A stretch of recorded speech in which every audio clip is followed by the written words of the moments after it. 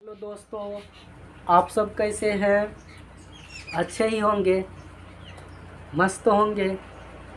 आज हम कोशिका चैप्टर को पढ़ने वाले हैं। आइए समझते हैं कोशिका को। कोशिका से पहले पढ़ा चुके हैं, ठीक है। अगले वीडियो में देख लीजिएगा।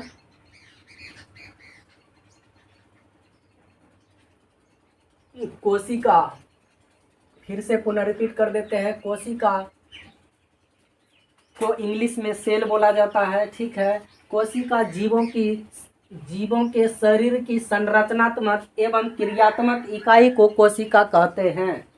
कोशिका जीवों के शरीर की संरचनात्मक एवं क्रियात्मक इकाई को कोशिका कहते हैं। बात समझ रहे हैं? कोशिका का खोज रॉबर्ट हुक ने 1665 ईस्वी में किया था। कोशिका का खोज रॉबर्ट हुक ने 1665 ईस्वी में किया था। वो भी मृत कोशिका का खोज किया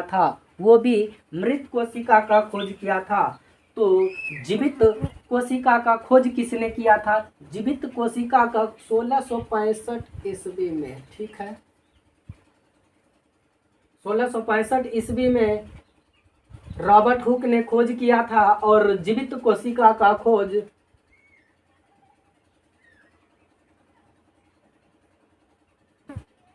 कोशिका का खोज 1674 ईस्वी में एंटोनी वॉन ल्यूवेनहॉक ने किया था। बात समझ गए कि जीवित कोशिका का खोज और मृत कोशिका का खोज किसने किया था? मृत कोशिका का खोज रॉबर्ट हुक 1665 ईस्वी में, जीवित कोशिका का खोज 1674 ईस्वी में एंटोनी वॉन ल्यूवेनहॉक ने किया था। अब आगे दोस्त पढ़ेंगे कोशिका के प्रकार। आगे दोस्त क्या पढ़ने वाले हैं? कोशिका के प्रकार पढ़ेंगे। तो कोशिका दो प्रकार के होते हैं। कौन कौन से होते हैं? एक प्रोकैरियोटिक कोशिका होते हैं, एक यूकैरियोटिक कोशिका होते हैं। बात समझ रहे हैं दोस्त कि एक प्रोकैरियोटिक कोशिका, एक यूकैरियोटिक कोशिका होते हैं, ठीक है। तो इसकी डिफिनेशन को पढ़ते हैं। डिफिनेशन क्या होता है? ऐसे कोशिका जो अविकसित होते हैं उसे प्रोकैरियोटिक कोशिका कहते हैं। ऐसे कोशिका जो अविकसित होते हैं उसे प्रोकैरियोटिक कोशिका कहते हैं। बात समझ रहे हैं? इसमें कोशिका के सभी अंग नहीं पाए जाते हैं। चूंकि समझने वाली बात है, कोशिका अविकसित है, इसमें कोशिका के सभी अंग अनुपस्थित रहते हैं, ये उपस्थित नहीं रहते हैं, यानी नहीं पाए जाते हैं। बात समझ रहे हैं? चूंकि कोशिका का परिपूर्ण रूप से विकास ही नहीं हो पाया है, ठीक है, इसीलिए सभी अंग अनुपस्थित होते हैं। बात समझ रहे हैं? इसमें कोशिका झिल्ली पाया जाता है, इसमें सिर्फ कोशिका झिल्ली पाया जाता है और 70S प्रकार के राइबोसोम पाया जाता है। ये प्रोकैरियोटिक कोशिका में पाया जाता है और इसके अंदर केंद्रक अनुपस्थित होता है, केंद्रक नहीं पाया जाता है, यानी प्रोकैरियोटिक कोशिका के अंदर कोई केंद्रक नहीं पाया जाता है और प्रोकैरियोटिक कोशिकाओं के अंदर जीवद्रव्य पाया जाता है, ठीक है। तो प्रोकैरियोटिक कोशिकाओं को दोस्त अच्छे तरीका से समझे होंगे, ठीक है। तो अब समझते हैं यूकैरियोटिक कोशिका किसे कहते हैं? ऐसी कोशिका जो पूर्ण रूप से विकसित होते हैं उसे यूकैरियोटिक कोशिका कहते हैं। मतलब इसमें कोशिकाओं का पूर्ण रूप से विकास होता है, उसे यूकैरियोटिक कोशिका कहते हैं। बात समझ गए होंगे? इसमें सभी अंग पाए जाते हैं, इसमें जितने भी अंग होते हैं कोशिका के अंदर सभी अंग पाए जाते हैं। दोस्त समझ रहे हैं?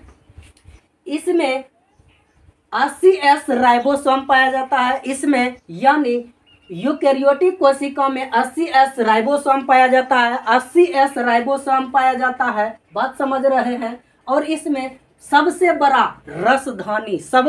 रसधानी पाया जाता है, यानी यूकैरियोटिक कोशिका में सबसे बड़ा रसधानी पाया जाता है। और यूकैरियोटिक कोशिका में सबसे मजेदार, यूकैरियोटिक कोशिका में क्लोरोफिल भी पाया जाता है।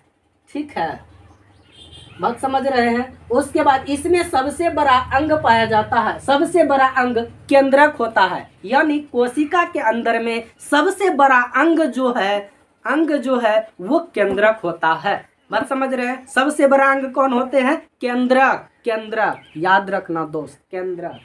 ठीक है। पादप कोशिका चकोर होते हैं। पादप कोशिका यानी यूकैरियोटिक कोशिका में जो पादप का कोशिका होता है वो चकोर होता है। पादप का कोशिका कैसा होता है दोस्त? चकोर होता है। कैसा होता है? चकोर, याद रखना।